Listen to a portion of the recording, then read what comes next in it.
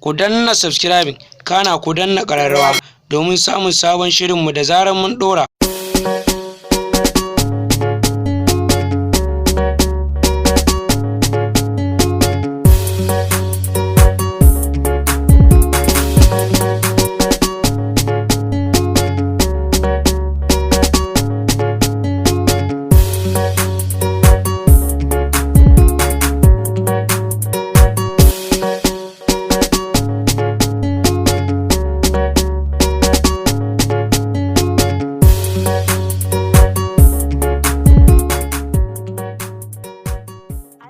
Assalamu alaikum. Muna sanar muku da wani babban shago da aka bude a tamburawa yamma cikin kasuwa Abba.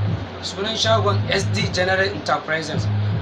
Ku zo za ku duk abin da kuke nema a shagon nan, duk abin da kuke nema na more rayuwa, a kayan ɗinki ne, atamfa, shadda, material dudai ga sunan kula waye ba abin da ba a samu a shagon nan. Kayan ɗinki ne na maza da na mata, kuka zo za ku samu komai.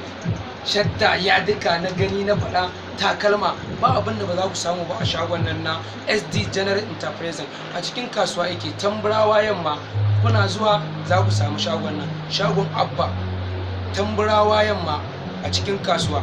Location ɗin kenan. Iyali duk wacce kake so, duk abin da kake so in ka zo za ka samu. Hatta kafa leshi komai in ka zo ga kuloli ga tukala ga menene, ba abin da ba za ka samu ba a wannan shagon na SD General Enterprises. Za ka iya samun sa a wannan lambar waya ko kuma wannan. To sai mun ji sabon kofa kuma tafa da tashar nan fa mai suna s.dan AUTA TV. S.dan AUTA ne nishadantar da ku. Ku ci gaba da bibiyar wannan tasha, za ku kama za ku ringa so mun ga nishadantar da ku, ba ma so mu bata kowa. Har da haka ku ci gaba da danna mana subscribe, ku danna ƙararrawa.